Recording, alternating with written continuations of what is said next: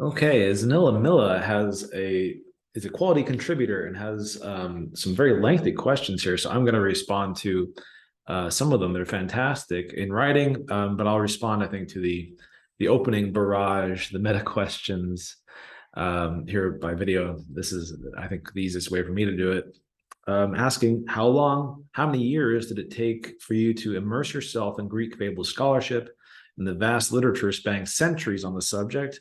Hone your critical approach with respect to New Testament parable scholarship, and come up with fresh perspectives on the Lukan corpus, and then write the whole dang thing. Yeah. So this was not a work which was slow going. Obviously, this is a fairly large undertaking. And one thing that I learned quickly when starting to write a dissertation is that you can't approach it the same way that you do as writing an article. So the way I write articles is I learn all the things I need to basically cram everything into my head and then try to just spit out the article in the best way that I can, and then revise from there. Working on a book, a dissertation, especially of such length, you can't approach it that way. There's no way to fit in all the stuff into your head and then write, a 600-page book, for example. Best you can do is maybe chapter by chapter, learn as you go, or write as you go, and then revise along the way. So it started off as my dissertation for my PhD in 2017, and I graduated in 2019. One of the semesters in between that, I couldn't work on it at all because I had teaching duties and I had to be applying for jobs and all sorts of other things. And there are lots of emergencies along the way. But as you say the word immersed, and really I did immerse myself in fable scholarship and all this material for the first year at least. Again, writing as I was going. So the first book in the Fables of Jesus is an introduction to the ancient fable, and a lot of that is from me teaching myself, me getting oriented in this field, then gradually getting better and better at it as I went through. But I worked a lot of hours, as you can imagine, sun up to sundown most days. And most people really dread, I think, writing their dissertations, but I really enjoyed it because I could tell either I was crazy or I was onto something big. And so I really had some good, solid motivation to really just look forward to waking up and having breakfast and then writing my dissertation every day. And so that's really what I did. Um, so that's how I got started. And of course, obviously, I had the fantastic resources of the University of Notre Dame to handle all of that and provide me with all the literature I needed. And then relying on again my background. So I had written a couple of articles on parables before, when I thought of as parables then.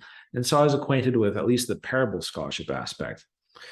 But at the beginning, writing the dissertation, I was going to show how the Lucan parables actually fit other Greco-Roman rhetorical exercises like the Crea.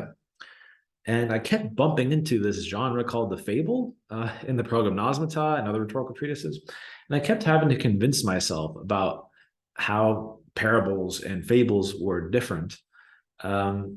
But the more fables I read, and as I started to get into fable scholarship, I realized I kept proving myself wrong.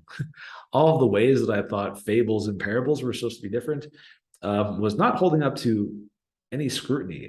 I mean, I often have said in lectures, just remove the cellophane from the ancient fable collection and read some examples, and you'll see that the myths about fables that you find in parable commentaries don't hold up to even a cursory reading through them. And so just the implications of that, you can imagine. So I was highly motivated. I worked long hours because I really enjoyed what I was doing. And when I'm learning something new, then I can just become obsessed with that. And so every day I was writing this. And what the end product is now, the book, is actually quite a big departure from the dissertation. So I've added several chapters and made lots of revisions. So this end product was finished in the year 2021, thereabouts. So in 2019, after I finished the PhD, I was teaching again full-time and applying to jobs full-time, and I couldn't really work on it then. And then Corona hit.